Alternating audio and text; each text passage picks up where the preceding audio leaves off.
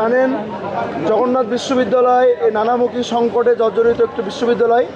আমরা দীর্ঘদিন ধরে জগন্নাথ বিশ্ববিদ্যালয়ের শিক্ষার্থীদের দাবি আদায়ে কথা বলে আসছি।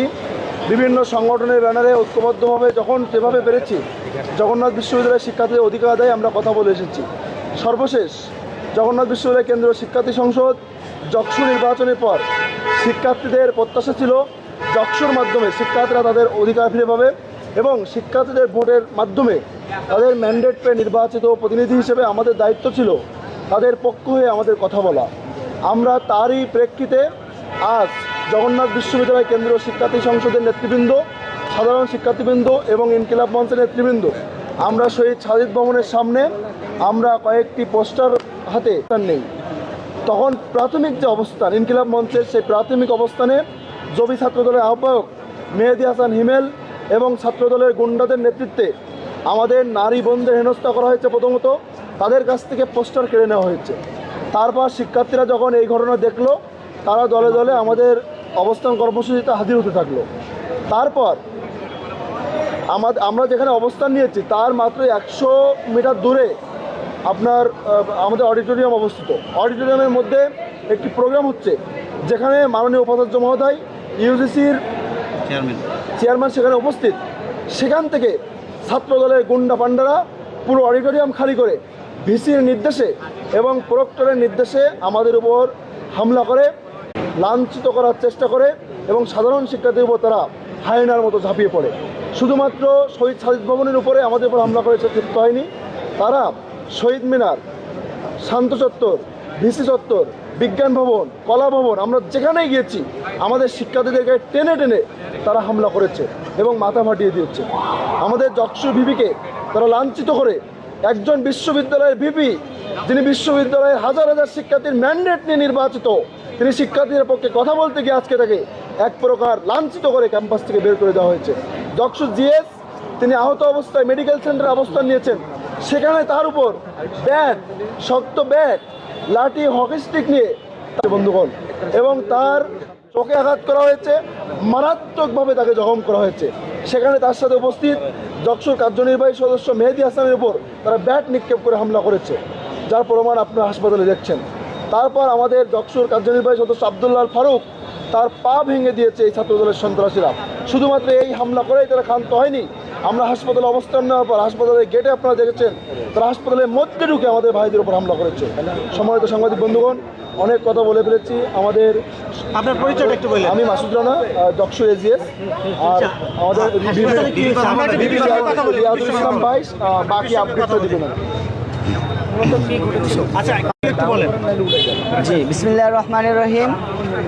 আমাদের আজকে জগন্নাথ বিশ্ববিদ্যালয় কর্তৃপক্ষ কর্তৃক জুলাই বিপ্লব নিয়ে একটি সেমিনারের এবং ডকুমেন্টারি প্রদর্শনীর আয়োজন করে। এখানে আমরা আমন্ত্রিত অতিথি ছিলাম। আমি ভিতরে বসার পরে আমি ভিতর থেকে জানতে পারি যে আমাদের যকসুর আমাদের বিশ্ববিদ্যালয়ে আরও কয়েকজন শিক্ষার্থী তারা কয়েকটি দাবি সম্বলিত কয়েকটা প্লেকার্ড নিয়ে ভিতরে ঢুকতে চাইছে, কিন্তু প্রক্টোরিয়াল টিম তাদেরকে ঢুকতে দিচ্ছে না। এই অবস্থায় যেহেতু আমার শিক্ষার্থীরা এখানে আছে, আমি বাইরে বেরিয়ে আসি। আসার পরে দেখছি যে শিক্ষার্থীদের মোটা দাগে 3টা দাবি নিয়ে তারা এখানে প্ল্যাকার্ড নিয়ে এখানে ঢোকার জন্য চেষ্টা করছে। প্রথম দাবি, আমাদের বিশ্ববিদ্যালয় আপনারা জানেন, আপনারা সবাই আমাদেরকে সহযোগিতা করেছেন। আমরা যমুনা অভিমুখে যখন আন্দোলন করেছিলাম সেই আন্দোলনের প্রেক্ষিতে তখনকার সরকার আমাদেরকে 20 কোটি টাকা দিয়েছে অস্থায়ী আবাসন নির্মাণের জন্য, এবং তখন থেকেই এটা ফাইনাল বিষয় যে এই টাকা দিয়ে 1600 শিক্ষার্থীর জন্য 7 একর যে বিশ্ববিদ্যালয়ের নিজস্ব জমি আছে এখানে অস্থায়ী আবাসন নির্মাণ করা হবে।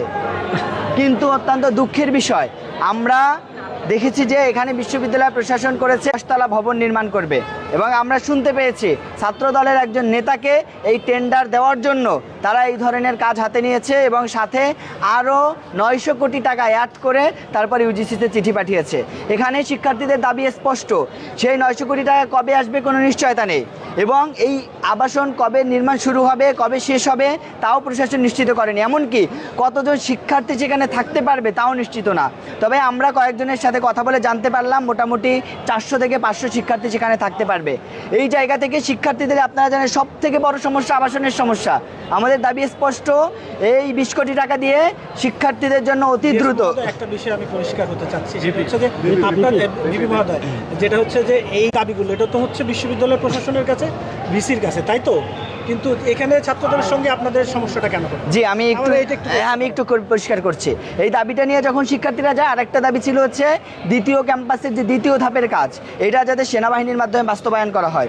এবং তৃতীয় দাবি, আমাদের 17,000 শিক্ষার্থীর জন্য মাত্র একজন ডাক্তার। আপনি বিশ্বাস করবেন এই যুগে এটা আসলে চলে না, একজন ডাক্তার। কোনো ল্যাব টেকনিশিয়ান নেই আমাদের বিশ্ববিদ্যালয়ে, একজনও নেই। আমাদের দাবি ছিল একজন ল্যাব টেকনিশিয়ান নিয়োগ দিতে হবে এবং মেডিকেল সেন্টারে একজন ডাক্তার নিয়োগ দিতে হবে। এই তিনটা দাবিতে যখন আমরা বিভিন্ন সময় যাই, তখন বিশ্ববিদ্যালয় প্রশাসন আমাদেরকে সবসময় বলে যে ইউজিসি আমাদেরকে অনুমোদন দিচ্ছে না, যার কারণে আমরা এটা করতে পারছি না।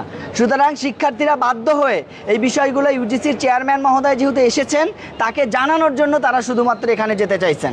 কিন্তু তারা যখন ঢুকতে না পারছে, আমি বাইরে এসে দেখলাম যে তাদেরকে ঢুকতে দিচ্ছে না। পরবর্তীতে আমি বললাম, প্রক্টরদেরকে অনুরোধ করলাম যে স্যার, আমি তো শিক্ষার্থীদের প্রতিনিধি, এদের 2-3 জন যেতে যাচ্ছে, আমি নিয়ে যাই, কোনো হইহুল্লো হবে না, কোনো সমস্যা হবে না। তারা শুধু তাদের এটা দেখাবে, ইউজিসির চেয়ারম্যান মহোদয়কে জানাবে যে আমরা এই সমস্যার মধ্যে আছি। তো তখন প্রক্টর মহোদয়ের যে তার সাথে সহকারী প্রক্টররা ছিল, তারা আমাদেরকে ধাক্কাধাক্কি করে। ইতোমধ্যে ছাত্রদলের যে আহ্বায়ক মেহেদী হাসান হিমেল, তার নেতৃত্বে একটা বড় গুন্ডা বাহিনী এখানে আসে, এসে তারা আমাদের উপরে ওখানে ধাক্কাধাক্কি করে আমাদের বোনদেরকে ধাক্কা মেরে ফেলে দেয় এবং আমাদের যে পোস্টারগুলো ছিল এগুলো তারা ছিঁড়ে ফেলে। পরবর্তীতে আমাদের শিক্ষার্থীরা যখন কোনোভাবে ঢুকতে পারছে না ভিতরে, তারা আমাকেও ঢুকতে দেয়নি। পরবর্তীতে আমরা একদম ভবনের সামনে এসে একটা জায়গায় বসে আমরা আমাদের দাবিগুলো নিয়ে আমরা অবস্থান কর্মসূচি করি। শিক্ষার্থীদের উদ্দেশ্য ছিল ইউজিসির চেয়ারম্যান মহোদয় যখন বের হয়ে যাবেন, তখন তিনি দেখবেন যে শিক্ষার্থীরা এই দাবিগুলো নিয়ে আছে, তারা এই সমস্যার ভিতরে আছে, এটা শুধুমাত্র তাকে দেখানোর জন্য শিক্ষার্থীদের এই অবস্থানটা ছিল। কিন্তু দুঃখের বিষয়, তোমাদেরকে ফোর্স করে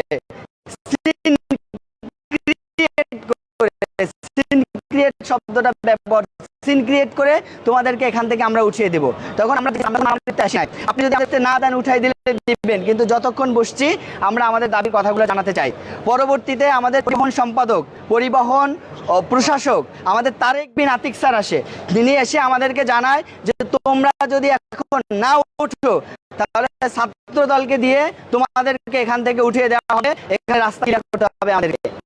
তখন আমরা বলি যে স্যার, আপনারা যদি এইটা করেন একজন স্যার হিসেবে, শিক্ষার্থীদের আপনারা এমন আচরণ করেন, এটা তো আমাদের আচরণ হয়ে যাচ্ছে। আমরা তো এখানে কোনো ধরনের অসংগতি করছি না, আমরা শুধু শিক্ষার্থীদের দাবিগুলো তুলে ধরছি। তার 3 থেকে 4 মিনিটের ভিতরে স্যার যখন চলে যায়, তারপরে ছাত্রদলের একটা বড় দল আসে, প্রায় 70-80 জন বা 100 জন হবে। তারা এসে আমাদের, তারা মেহেদী হাসান হিমেলের নেতৃত্বে তারা এসে, রুমি, সুমন সর্দার, মেহেদী হাসান হিমেল এবং সব থেকে বেশি অ্যাগ্রেসিভ ভূমিকা পালন করছে জাফর, যে হেঁটে তারা হচ্ছে এখান থেকে চলে যায় এবং আমাদেরকে ফেলে দেয়। এক পর্যায়ে আমরা যখন এখানে বসতে না পারি, উঠে দাঁড়ানোর চেষ্টা করি, তখন আমাদের শিক্ষার্থীদের এলোপাতাড়ি মারা শুরু করে। মারতে মারতে একটা গ্রুপকে তারা হচ্ছে শহীদ মিনারের দিকে নিয়ে যায়। শহীদ মিনারের এখানে আমাদের ফ্রেন্ড ছিল, তার গুলির জায়গায় এমন গুরুতর আঘাত করে সে অজ্ঞান হয়ে যায়। পরবর্তীতে আমরা তাকে নিয়ে আসি, আপনারা হসপিটালে আছে, প্রত্যেকটা কথা আপনারা ফ্যাক্ট চেক করতে পারবেন, সিসি ক্যামেরা চেক করতে পারবেন। আমাদের স্টেটমেন্টের ভিতরে আপনার বিন্দুমাত্র অসঙ্গতি পাবেন না। তাকে গুরুতর আহত করা হয়, এখানে আমরা তাকে বের করে নিয়ে আসার চেষ্টা করি। তাকে যখন দেখি, আমি বলি ভাই, আমি তো ছাত্রদের প্রতিনিধি, আমি আপনাদের হামলা করতে আসিনি, ওকে আমি নিয়ে যেতে চাই। তখন হিমেলের নেতৃত্বে কয়েকজন আমাকে ধরে ফেলে এবং পিছন থেকে মুহুর্মুহু আমার মেরুদণ্ডে এবং মাথার এখানে নিয়ে আসার চেষ্টা করে। তারপরে হচ্ছে আমি দেখতে পাচ্ছি আমাদের আর একজন শিক্ষার্থীকে তারা মেরে রাস্তায় একদম শোয়াই ফেলছে, মাথায় রক্তে একদম রঞ্জিত হয়ে গেছে ক্যাম্পাস। আমি বলি ভাই, ওকে আমার কাছে দেন, আমি নিয়ে যাই। বলতেছে না, তুই ক্যাম্পাসে থাকতে পারবি না, তোকে বের করে দেওয়া হবে।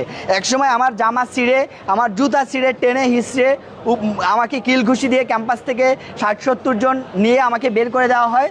এবং আমাদের যারা ফারুক সহ বেশ কয়েকজন